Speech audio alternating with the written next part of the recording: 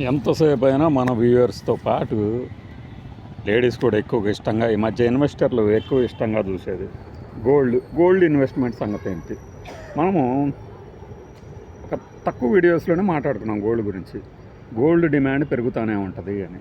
But ఈ investment రూపంలో ఇప్పుడు కొత్త ఇన్వెస్టర్లు వస్తున్నారు. వాళ్ళు ఎవరయ్యా అంటే పాపం నాలాంటి వాళ్ళు సర్టిఫైడ్ ఫైనాన్షియల్ అడ్వైజర్లు, ఇంకా చాలామంది గోల్డ్కి సంబంధించి విశ్లేషణలతో హోరెత్తిచ్చినప్పుడు ప్రపంచం మొత్తం ఫియర్ ఆఫ్ మిస్సింగ్ అవుట్, అంటే FOMO, fear of missing out, మేము లాభం మిస్ అవుతున్నామేమో, అందరూ తెగ సంపాదించేసుకుంటున్నారేమో అనే ఒక ఆతృతతో బయలుదేరారు. వీళ్ళందరూ ఏంటంటే ఇదిగో బంగారం ఇంకా పెరుగుతుందట, తులం ఇప్పుడు 1,75,000 అయింది, 1,90,000 అయింది, ఇంకా పెరుగుతుందంట.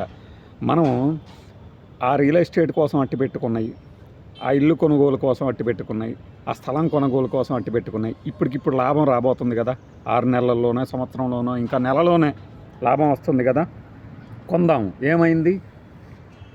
నష్టపోతే బంగారపు గొలుసు అన్న ఉంటుంది కదా అని కూడా. అంటే ఇక్కడ 2 కోణాలు. ఇలా ఆలోచిస్తే ఓకే, బాగా లాభం తీసేసుకుందాం, వారంలోనే అమ్మేద్దాం, నెలలోనే అమ్మేద్దాం అనుకునేవాళ్ళు ఈ కొత్త ఆత్రపు ఇన్వెస్టర్లు.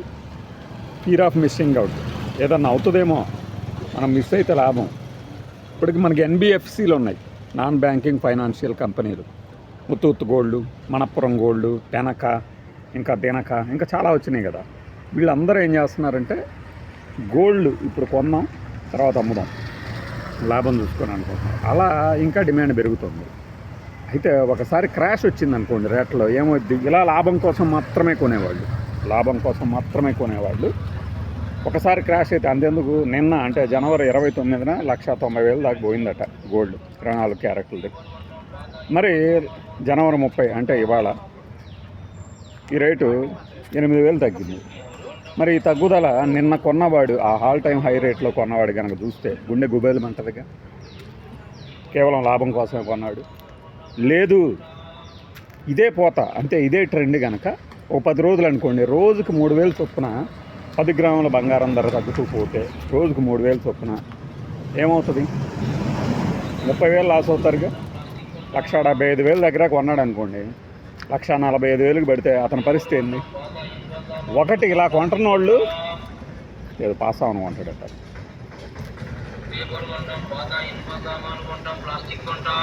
తొందరలో కాపర్ కూడా ఇలానే అమ్మినప్పుడు తొందరగా మీకు గనక వస్తే, మీ దగ్గరకు వస్తే వెంటనే వాళ్ళ దగ్గర మీరు తిరిగి కొనండి. హంసు, ఇత్తడి, రాగి కొనుక్కునే రోజులు రాబోతున్నాయి. మరి తగ్గిన వాళ్ళు ఏం చేస్తారు? 1,35,000కి పడింది అనుకోండి, 1,75,000 దగ్గర కొన్నవాళ్ళు ఏం చేయాలి? ఈ కొనుగోలు చేసేవాళ్ళు కూడా ఎలా చేస్తున్నారు అంటే తన దగ్గర ఉన్నటువంటి పాత బంగారం లోనికి పెట్టుకుని కొత్త బంగారం కొంటున్నారు. అలానే ఇందాక చెప్పినట్టు రియల్ ఎస్టేట్లు కానీ మరేదన్నా పెట్టుబడి కోసం దాచిపెట్టుకున్నాయి తీసుకుంటున్నారు అనుకోండి, జనరల్గా రేటు పెరుగుతూ పోతున్నంత వరకు ఎలాంటి ఇబ్బంది ఉండదు. సాగినంతకాలం మనంతటోళ్ళు లేరు అనుకుంటారు కదా, చూసావా ఇన్వెస్ట్మెంట్ పెట్టా, లాభం పట్టా అని పోజులు కూడా కొడతా ఉంటారు. బట్ అది తిరగబడింది అనుకోండి, పరిస్థితి ఏంటి?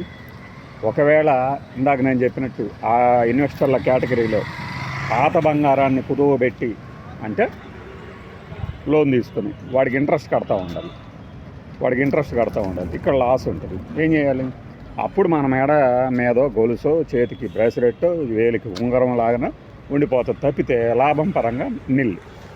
ఇంకొకటి, ఎందుకు తగ్గుతుంది బంగారం అంటే మనకి గ్లోబల్ డిమాండ్ తగ్గిన, అలానే గ్లోబల్గా ఇప్పుడు ఏదైతే మనకి నడుస్తుందో ఒక ట్రెండ్, యుద్ధాల ట్రెండ్, అది తగ్గిపోయింది అనుకోండి. దేశాల మధ్య ఉద్రిక్తతలు తగ్గితే ఏమవుద్దప్పుడు? ఆటోమేటిక్గా కూల్ ఆఫ్ అయిపోతే సిచ్యువేషను. ఈ గోల్డ్లో పెట్టుబడి పెట్టడము, అలానే కరెన్సీ వీక్ కాకుండా ఉండటం జరిగితే ఈక్విటీ మార్కెట్లో కనుక పెట్టుబడి పెట్టారనుకోండి, ఏమవుద్ది? ఈక్విటీ మార్కెట్లో పెట్టుబడులు ఎక్కువైతే లాభాల కోసం గోల్డ్ నుంచి కొత్త ఆల్టర్నేటివ్గా తీసి పెడతారు. సో డిమాండ్ తగ్గుతుంటుంది, ప్రాఫిట్ బుకింగ్ జరుగుతూ ఉంటుంది, రేటు తగ్గుతూ ఉంటుంది. అప్పుడు ఏం చేయాలి? హై రేట్లో కొనుక్కున్నాడు ఏడుస్తూ కూర్చోవాలి, అంతే కదా. ఒకటి ట్రెండ్ అయితే ప్రస్తుతానికి భారీగానే ఉందని చెప్తున్నారు, ఇంకా పెరుగుతుంది అంటే. రిచ్ డాడ్ పూర్ డాడ్ అని ఒక నావెల్ ఉంది, దాన్ని రాసిన రాబర్ట్ కియోసాకి. ఆయన ఏంటి ఏకంగా 8,80,000 దాకా పోవచ్చు బంగారం రేట్ అని చెప్తున్నారు. నిజంగా 8,80,000 అవుద్దా, ఇంకొకటి అవుద్దా పక్కన పెట్టండి.